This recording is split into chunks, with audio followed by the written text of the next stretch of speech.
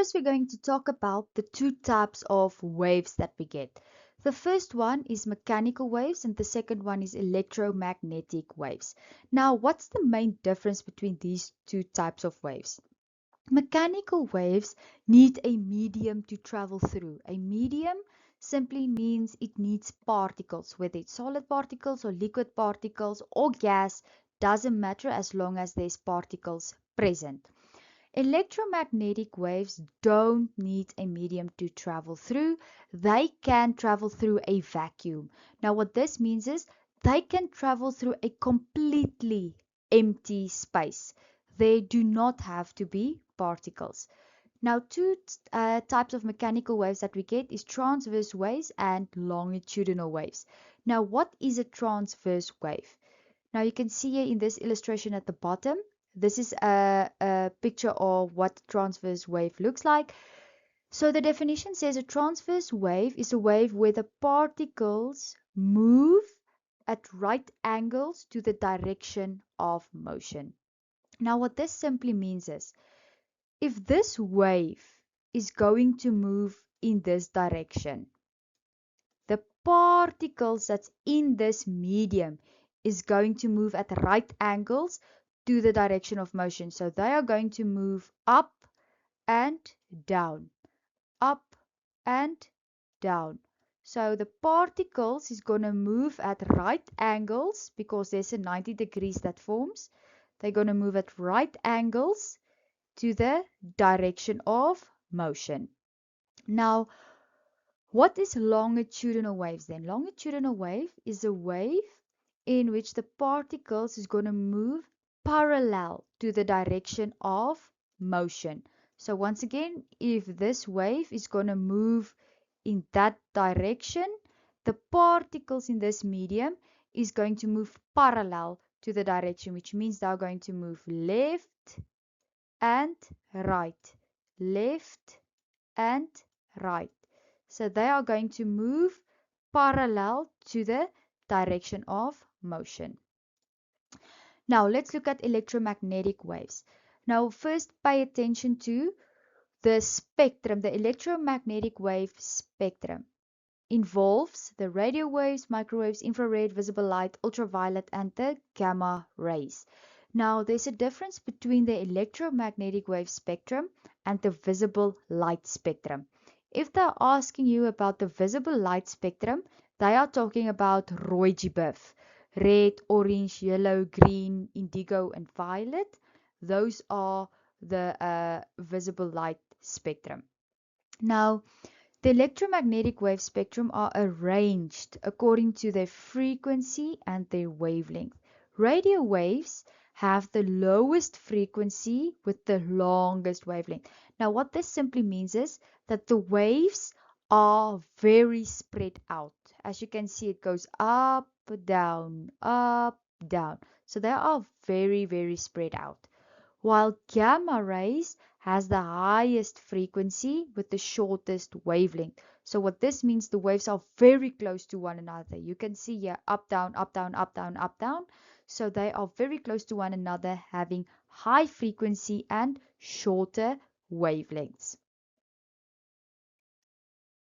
So now we're going to talk about transverse pulses on a string or a spring. So the first thing you need to pay attention to is there's a difference between a transverse pulse and a transverse wave. Now, what's the main difference between a pulse and a wave?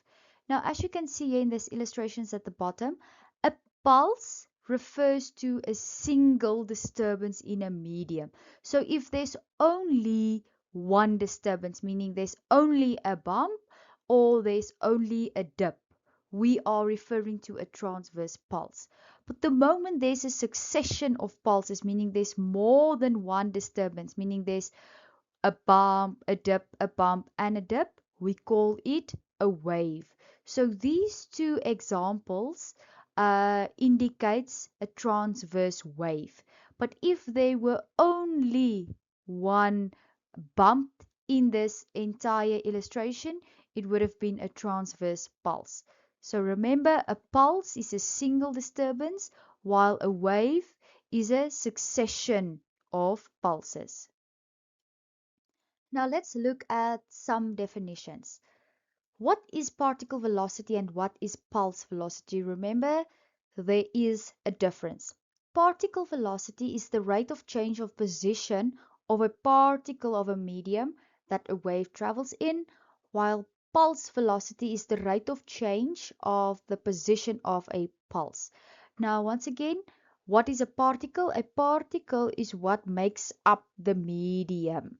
So all of these blue circles is the particles that's in this medium. And remember, because this is a transverse wave, these blue particles are going to move at right angles, meaning they are all going to move up and down, while this entire wave is going to move to the right.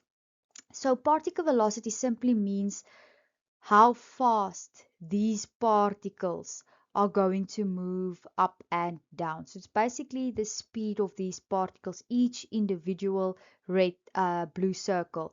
How fast are they going to move up and down? While pulse velocity simply means the the entire pulse. So what will be the speed of the pulse? Remember, what's a pulse? It's a single disturbance. So how fast will this pulse move and how fast will this pulse change position? So if it starts here, how long is it going to take for this pulse to end up here? Now let's look at the definition of a transverse wave. Now, what is a transverse wave? It's a wave in which the particles of the medium vibrate at right angles, meaning 90 degrees, to the direction of motion of the wave. It's a succession of transverse pulses. Remember once again, what's the difference between a pulse and a wave? A pulse is a single disturbance, while a wave, there's more than one pulse. Okay, so a transverse wave, the particles move at right angles, meaning they're going to move up and down to the direction of motion. So while this wave is going to move to the right, the particles are going to move up and down, up and down. And then also remember, a transverse wave needs a medium to travel through. Why do they need a medium? Because there are examples of mechanical waves. Let's look at some properties of transverse waves. So as you can see, we are talking about crests and troughs. Now, what is a crest? A crest is the highest point on a wave. So here you can see in purple, the highest point on the wave is what we call the crest, while the lowest point on the wave is what we call a trough. Now, on this graph, you can also see that they have indicated the displacement. Displacement simply means the distance the particle traveled from equilibrium. So how far the particle was displaced from equilibrium. Now, equilibrium simply means it's the rest position. Rest position, there where no disturbance is taking place. And then you will also see here's a positive sign. This is just the direction indicated above equilibrium, and this is the direction indicated below equilibrium. Then another property is amplitude.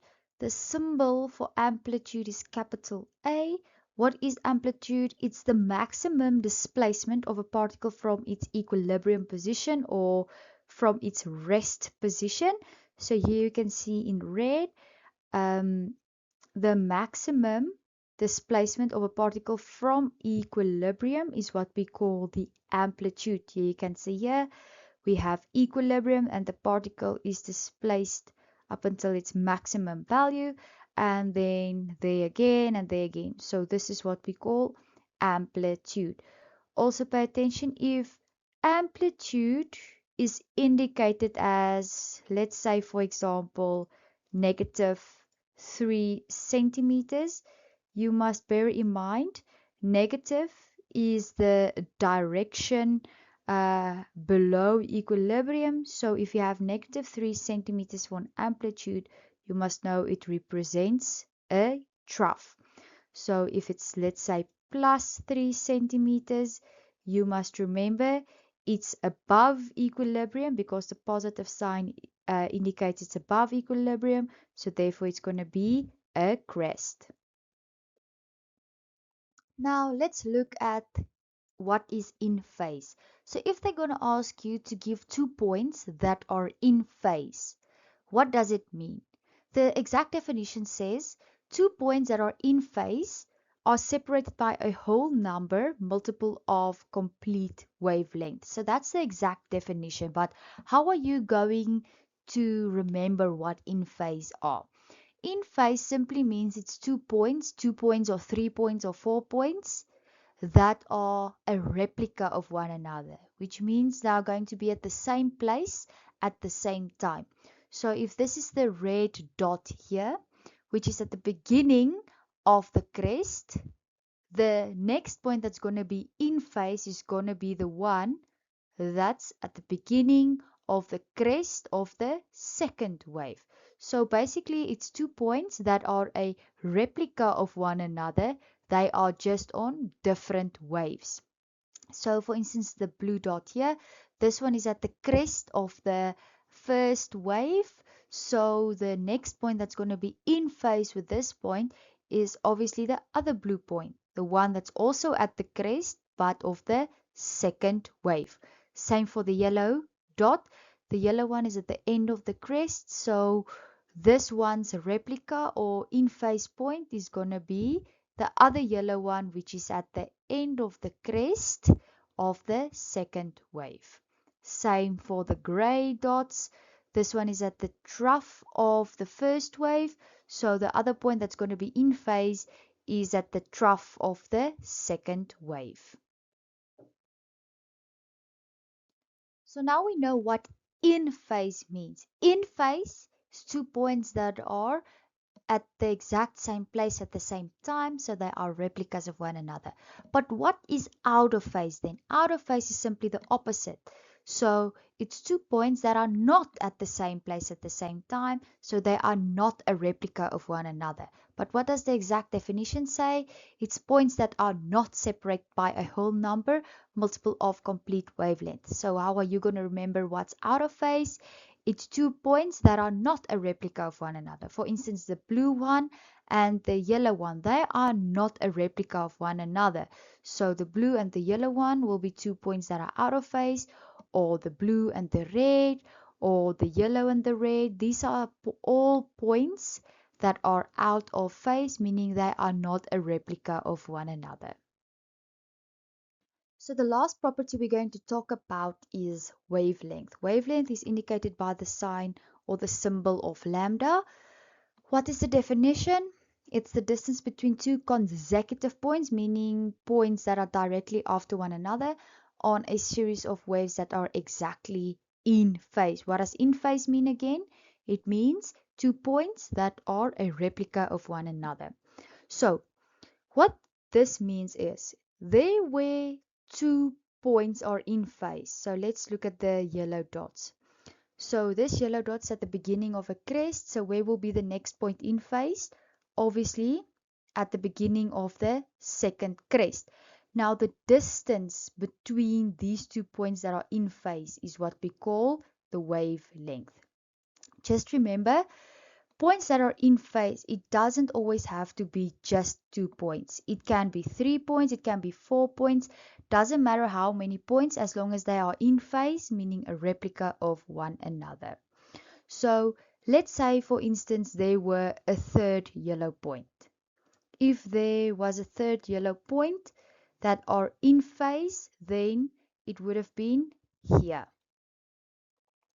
because it's at the beginning of the third crest that's gonna follow. So then the distance between this yellow dot and that yellow dot is also going to be a wavelength. So what this simply means is at the start of the first point is going to be one wavelength, and then up until the end of the third point that are in phase, it's going to be 2 wavelengths.